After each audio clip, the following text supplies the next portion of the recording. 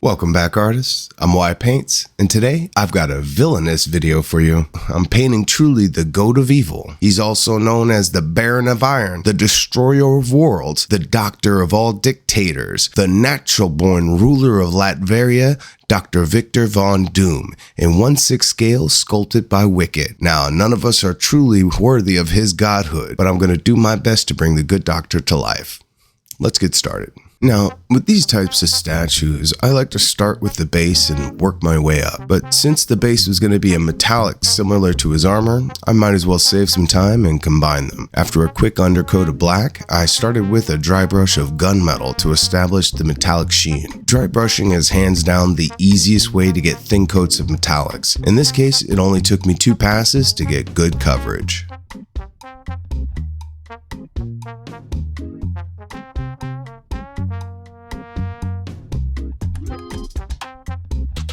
The next step for the metallics was shining silver. While I could leave the armor where it is, adding at least 1 step of highlight really helps bring out all the filigree and details in his armor. If you try this technique, be sure to use a lighter hand when dry brushing this. Less is more. If you go too hard, it'll completely cover the gunmetal. So slow down and watch the shine build up slowly so you can pump the brakes before you take it too far. Also, while not really avoiding the underside, I put a majority of this on the upturned sides that would catch the most light. Since most models are going to be lit from above, I find highlighting armor like this gives it an extra nice look when they align.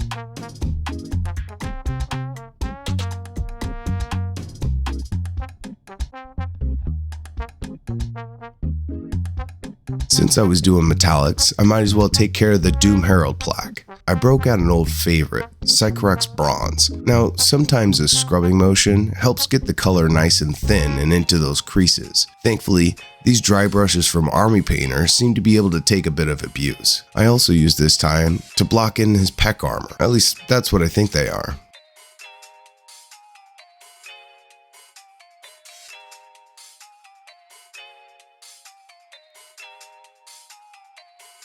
With the metallics mostly done, I refocused on the rocky base. I wanted something warm and a color temp here because Doom was going to be mostly steel and green, so some brown rocks here will hopefully balance it out. Here I'm using a dark German brown.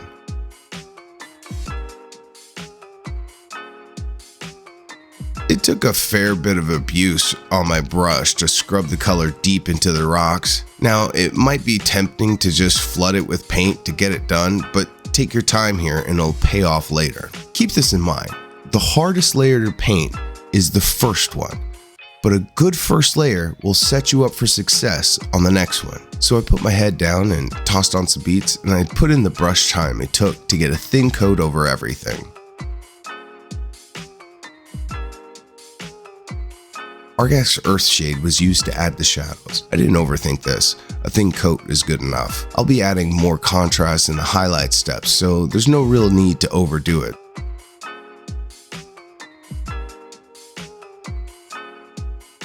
After this cured, I dry brushed on the German brown again to soften the shadow transitions. Here I'm using leather brown on a makeup brush to add the first rough highlight. As you can see, the texture of the model can do a lot of the work for you when it comes to these highlights. And the idea here is to have the highlight heavier on the edges and on the tops of these spikes.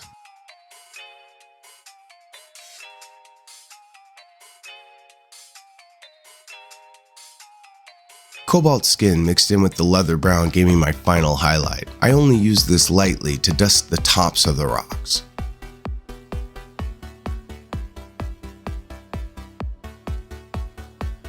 And just like that, in just a few steps, the base was nearly done. Up next is a stone tower. Well, at least that's what it looks like, so that's how I'm painting it. Since I used a gray primer, I skipped the base coat and jumped straight to shading with Nuln Oil. Finding little time saves like this will allow you to paint more in less time.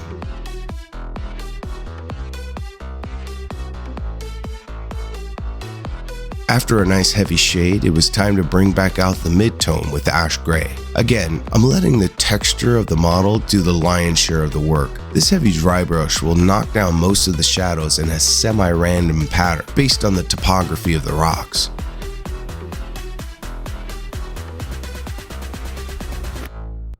While this is a heavy dry brush, I don't want to overdo this step, as I will be following this up with another highlight color. And that color will be Starship Exterior. This being the final highlight here means I need to keep a very light touch. One way I keep control of a dry brush like this is to press my brush very lightly on the stone that I want to hit and pull lightly downwards. This way it establishes a light source from above like I've simulated on his armor.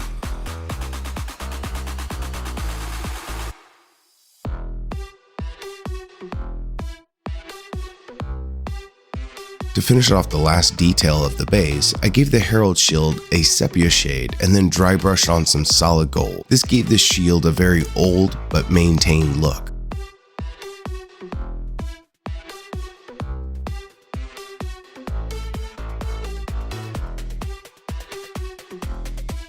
Real quick, I want to thank my subscribers over on Patreon.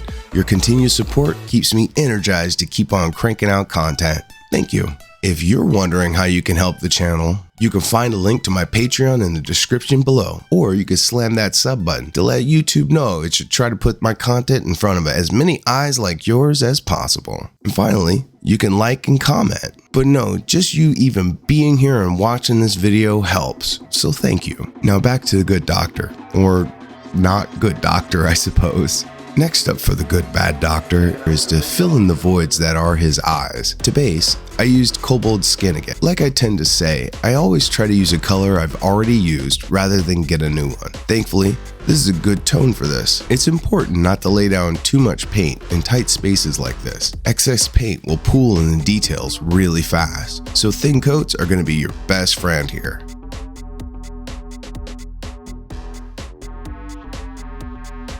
Once I had good coverage, I moved on to shading with Reichland Flesh. You may have noticed the brush I'm using for this is actually a nail art brush. I found them pretty useful in these tight spaces. Also, holding the head upside down while shading encourages the shade to pool towards the underside of the brow and give a natural shadow. Be sure not to overdo this. While you can do dramatic shadows for the eyes, it's easy to go overboard. So take it easy.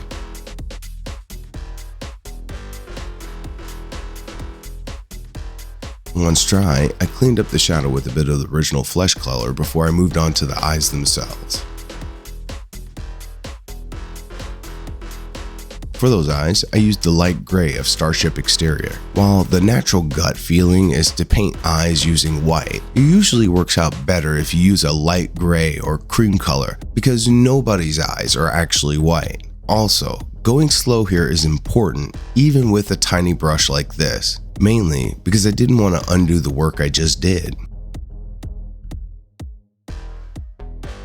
Now for the irises. I checked a few different reference pictures for Victor's eyes, and it seems to change between brown, red, and blue. I went with brown because the idea of Dr. Doom actually being pretty basic makes me giggle. The first color I used was charred brown. I start the eyes out with just dots so I can get an idea of how the eye placement works. Looking at them, one needed to be shifted inward while the other one needed to be shifted outward. So using just a dot to start gave me a bit of wiggle room as I widened them out to their full size. Next I'll use leather brown as a highlight. Now this might seem tough and it'll take a bit of practice, but the idea here is to put a dot inside the first one, just slightly smaller.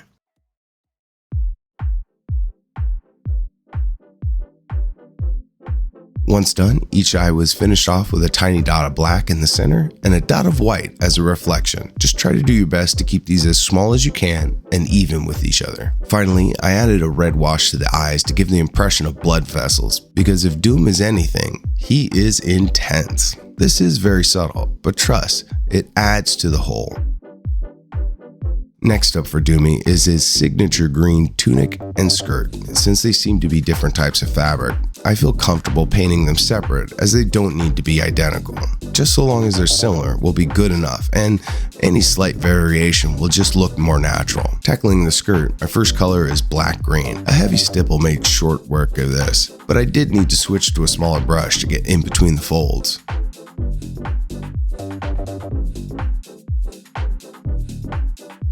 To highlight it, I used Goblin Green. As the first green was dark enough to not need a shade, here it's important to remember that the imaginary light source is directly above. so the top, the fold, and the thigh needed to get full coverage along with the tops of his glutes.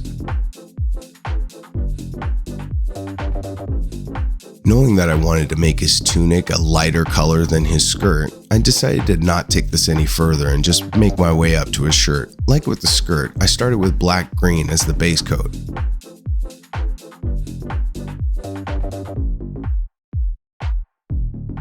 Followed by a rough brush highlight of goblin green. As I mentioned before, I pushed this highlight a little bit further than I did with the skirt to really push the definition of his pecs and abs.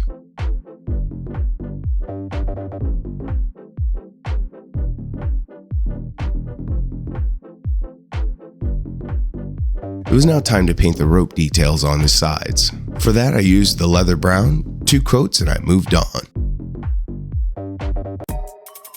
Then I swapped over to painting Victor's whole belt situation. I swear, this guy spends way too much time at Hot Topic. I used ash gray for the underbelt and leather brown for the upper belts.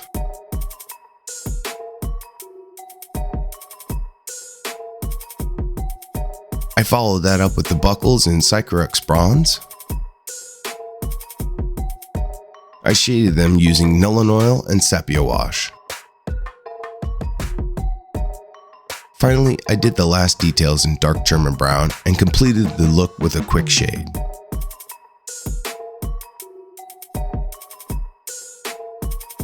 Next, I painted the ribbing on his shirt with gunmetal and a shining silver highlight.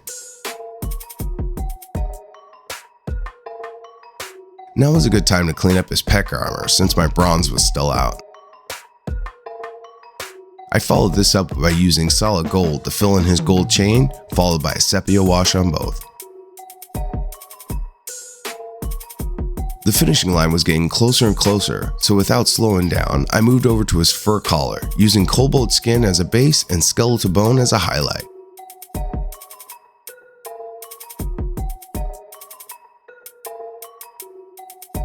Unfortunately, once I finished the highlight, I felt it could use a bit more contrast, so I slapped down the MVP of this project, Sepia Wash.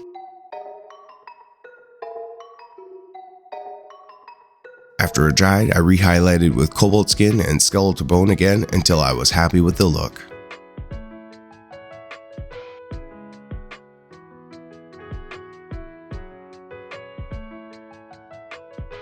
Now it's time to do that vanity cape and hood. To take it easy on myself, I moved over to the spray booth. As before, I started with a base of black-green. Unfortunately, all the folds in his cape made it super difficult to get full coverage even with an airbrush. Thankfully, with a black undercoat, I have a bit of a safety net with this.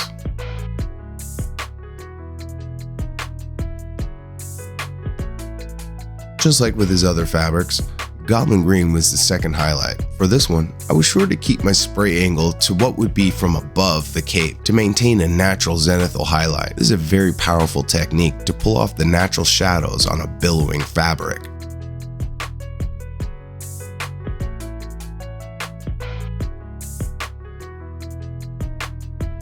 But one highlight just wouldn't do, so I jumped up to the light livery green for the final highlight. Again, a strict angle of spraying was maintained to reinforce the earlier highlight. This naturally makes the paint avoid the deep shadows and gives me a pro look in seconds.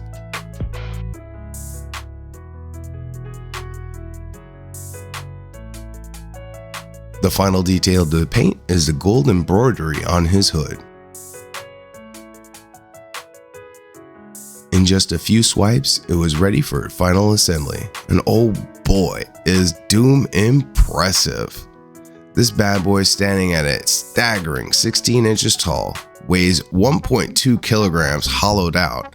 I printed this on my Elgo Jupiter using rich opto resin over a total of 36 hours. I had a great time painting this one, and I hope you have inspired you to step up to the challenge of these large statues. If you'd like to check this one or any other statue Wicked makes, there'll be links to their Patreon and their storefront below. Also, there'll be some Amazon links to some of the products I used in this video. Just know that the channel will earn a small commission on your purchase. As usual, artists, thank you for watching, stay creative, and always enjoy the process.